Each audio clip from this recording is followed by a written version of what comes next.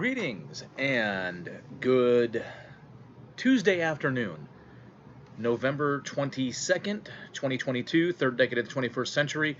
I always say that if you're new to my channel, the reason I say that is I like to not just point out the date so you know, like, oh, this is when the video was made.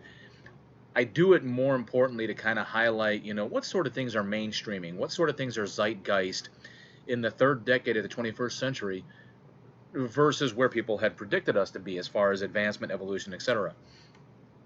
And I like to talk about, many different things, most of which I started this channel was to kind of give myself an outlet to just kind of like purge some thoughts and feelings, but also encourage others to feel free to indulge and feel safe to indulge in conversations. So, first and foremost, I want to address something I got tongue-tied on in my last video I just produced like 5 minutes ago. Casual Christians, I think, is what they're called. My one loyal viewer and responder, Stace Catalin, had mentioned the term people who go to church on Easter and Sunday, and I think they're called casual Christians. So there, I wanted to get that out. The other thing I wanted to talk about real quick was a couple of different topics. The first one is age. My wife and I were having a conversation last night, and it's been coming up a little bit here and there, just with friends or what have you. Just the referencing of age, and what I've learned is, in my personal estimation, there's two things. There's your physical age and physically feeling old, like, oh, my back, my knees, oh. And then there's emotional age and being emotionally old. Sometimes I feel both, although I feel more emotionally old than anything more physical. But from time to time, I do feel physical age. What hits me the most, and I'm very curious if anybody else feels the same way. So Stace and I are basically the same age. We're months apart, but we were born the same year. And I'm curious, between Stace and anybody else watching this video, if you can identify with any of this. I don't feel physically old as much as sometimes I feel emotionally old. With what I do for a living, I teach separating service members about benefits and services before they separate veteran affairs benefits and services before they separate from the service. And I try to. We've only got 6.5 hours to do it, and it's literally the frosting on top of a cake.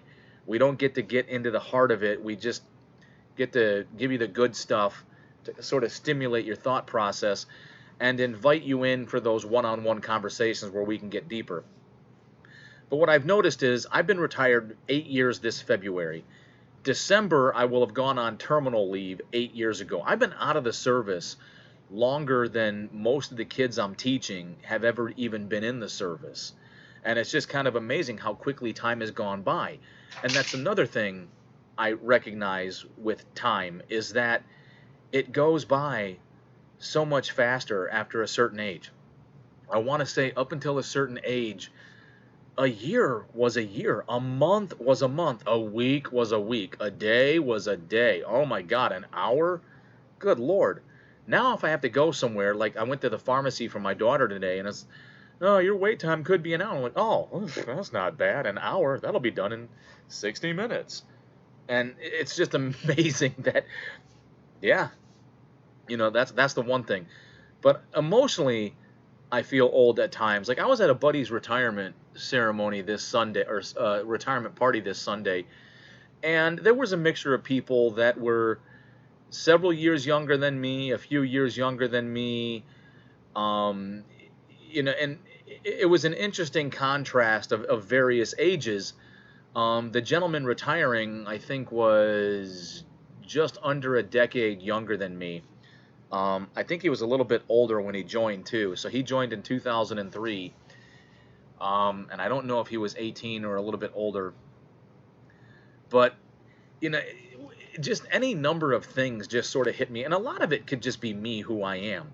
Like, you drop a movie reference like, oh, San Dimas High School football rules. I mean, that's Bill and Ted's Excellent Adventure from when I was in junior high. Now it's called middle school. or any number of things. And I feel emotionally old, or even weirder than that. And Stace, I'd love to hear your thoughts on this. I'd love to hear anybody's thoughts on it, but Stace, because I know you'll probably watch. One thing that is unique about my wife and I, and one thing that we both see eye to eye on, and it weirds us out. So she became an aunt at 11 years old. I think the year she became an aunt, she was turning 12. Her niece was born in February, her birthday. Yeah, so I think the same year she became an aunt, she was going to turn 12. The year my first sister was born, I had just turned 12. And when my second sister was born, I was just shy of turning 16. Like 4 months later, I turned 16. Not even 4 months. So I was vastly older than my sisters. To include, I babysat them a lot, which would encompass things like changing diapers, feeding them, depending on the situation, putting them to bed. I mean, if my mom had to work late, put them to bed. I'd have to sit with them sometimes in the morning while my mom got ready for work before I had to go to school. So I did a lot of things that perhaps a lot of siblings have done for their younger brothers and sisters, but I don't pretend to know the reason for it. All I know is this. When I joined the Marine Corps, my one sister was gonna turn 7. My other sister had just turned 3. They were both still little cuddly creatures. Now they're full-blown adults. In fact, my one sister has 2 kids. She is 12, so she is 35. She's 34. I'll be 30. I'll be 47 next year, and she's going to be 35 next year. Okay, so she's 34. She's a grown-ass woman. I mean, I was married with my first kid by the time I was 29. So yeah, I mean, she's a grown-ass woman. My other sister is 30. She'll be 31 this year. No kids. That's a grown-ass woman. And for some reason, I still see them as my little sisters. And whenever I look at women, in movies and television, I'm like, oh, is she like that because she's so young? How young is she? And then I'll look her up on like IMDb, and I'm like, like I feel like a pedophile or some shit. It's a grown ass woman, early 20s, mid 20s, late 20s, early 30s. But if they're in that same age bracket of my sisters, or my niece, my wife's niece, now my niece by marriage, she's in between both of my sisters. My one sister was born in 88, and then my niece was born in 90, and my other sister was born in December of 91. So between the 3 of them, and my wife feels the same way, having dealt with her niece, babysat her niece, changing diapers, bathing. It's the same way with her. Like, that is a good looking man. Wait, how old is he? Grown ass man, but the age difference, just because of what we went through with our families, just we instantly think of, she thinks of her niece, I think of my sisters, and it's, I can't explain it, but I'm very curious if anybody else feels the same way, because it's a grown ass man, it's a grown ass woman, they're attractive, but why is it so weird for me and my wife? It just is. And that also makes me feel emotionally old. You know, the fact that I have to put my head around the fact that I'm going to turn 47. And I also try to remember back to when I looked at other people who were in their 40s, like, God, you actually have 40 years of wear and tear on your body, and you look every bit of 40. Now I'm on the back end of 40. I'm closer to 50, and I hope I don't look like it. My hair, on the other hand, I don't know. My wife won't let me shave it off, so I don't know if she's in denial, if I'm in denial, but whatever. That being said, the other thing I wanted to talk about was labels. So there's that age thing. I'd love to hear from you guys. Stace, I'd love to hear your opinion. The last thing is labels, because these are 2 different topics that kind of like came into my head, and I wanted to get them out and solicit conversation. I've noticed that, and I've mentioned it before, I've talked about it before. I've noticed that we're not fans of others labeling us, even though, based on their observations, it could be quite accurate. But we feel better labeling ourselves. And I've also noticed, and I've had this conversation not just with my therapist, but with other people to kind of bounce it off them as well. Um, it kind of goes with this other thing. When is enough enough? You know, like we've explored so many things. Do we need to continue to explore them into oblivion, or is enough enough? Like, how many times do we need to go and psychoanalyze felons, whether they're murderers, whether they're thieves, whether they're con men? How many times do, psychiatrists or psychologists have to go in and analyze these people before you ultimately reach the conclusion they're just bad people? All right. How many more times do we have to, well, their dad didn't hug them enough or their dad didn't reinforce them? When is enough enough? Not every stripper has daddy issues. Some women are very exhibitionist. Some women actually enjoy the control of being in charge. Whatever. Not everybody has, but my point being is, in conjunction with enough being enough, I've also discovered that a lot of people really like to explore the other availabilities of labels. And part of the reason this came to mind, and I'll full disclosure, I was watching some commentary by Sydney Watson, and Sydney Watson is really, really big on this whole women, transitioning, gender identity thing. That's been her thing for the last several videos. She's talked about a lot of other topics, but this whole gender fluidity thing has really been popular with her. And her last video, it was something about like the death of the tomboy or something like that, like little girls who are not into the dresses and are not necessarily into the dolls and are potentially into like having fun, rolling around in the dirt, playing sports, whatever the case may be, non-traditional, prissy type stuff. And years ago, that would have been a tomboy, perfectly fine. Let them do them, let them be a kid, let them grow up to define themselves. Even my wife is every bit a woman. She's all woman. She loves t-shirts and jeans. She doesn't need a label for it. She doesn't need a label for it.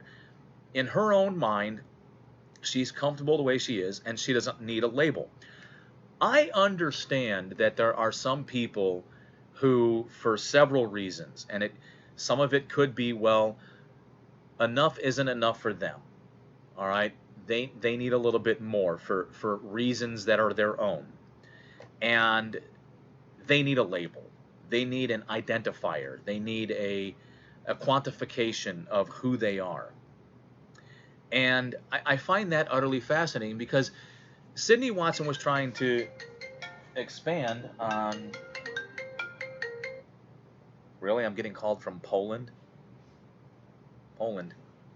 Sydney Watson was trying to expand on the fact how some parents in this 21st century, this third decade of the 21st century, are like, okay, well, my boy likes to play with, non-traditional boy stuff, so maybe he self-identifies as a female, and we need to start going through gender conversion therapy, or vice versa.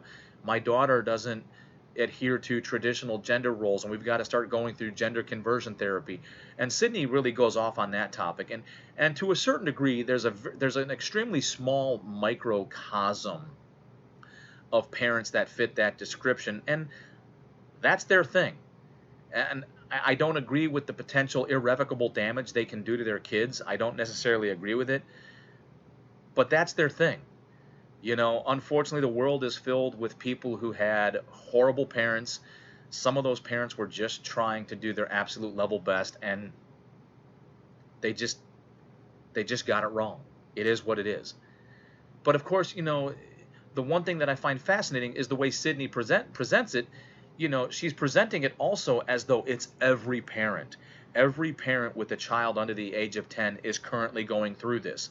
Or she's also presenting it how it's actually a mainstream issue where if parents do not want to transition their children, that they need to have their children removed from them. I don't know how true that is. Um, that just kind of goes into the whole political sphere where I don't want the government getting involved in certain aspects of my life. If I'm not physically beating my child, if I'm not physically abusing my child, if it cannot be proven that I'm mentally abusing my child, leave me and my family the fuck alone. That's kind of where I'm at. Um, I think the bigger issue, and Sydney also does a really good job of cherry picking, couples that are divorced, and one of them wants to do this drastic thing, and the other one's like, no, let them be. And it's just fascinating to me because I often wonder how mainstream is it, but it just goes back to this whole thing with labels.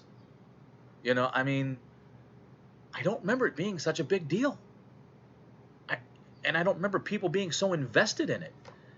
But it seems to be a real popular thing. It just I don't know, and I'd love to hear from anybody on the subject. You know, are labels that important? Is it more important for you to label yourself, or is it equally important that people get your labels right? I, I don't know. I mean, I don't know what people think of me. I mean, best thing I could tell you: white, male, ginger, balding, uh, chubby, veteran, former active duty Marine, although we like to say, unless you were kicked out, once a Marine, always a Marine. American, father, uh, yeah, husband, you know, home brewer, uh, potential hunter. Anyways, I'm just saying, and if I can ever get this thing going, a potential cosplayer. And those are just labels I threw out. None of which I mean, other than like maybe husband and father and Marine, none of which I'm overly married to, where it's like, but it just is what it is. But I'm curious. Maybe you are somebody who's like, no, these labels are super important. Super important. It's just, you don't understand. Cool. Let me know. I want to hear from you. All right? Because I'm curious if this whole label thing is creating division in our country. In which case, I beg the question, are these really that important? But I don't know. And I'll never know if I don't hear from you. At least, Stace, I feel relatively confident I'm going to hear from you. And until then, you know the deal. I don't care if you like, dislike, subscribe, hit the notification bell, punch the rumble thing. I don't care. I just like the responses. And if you do respond, I appreciate it. And you're awesome. See you next time.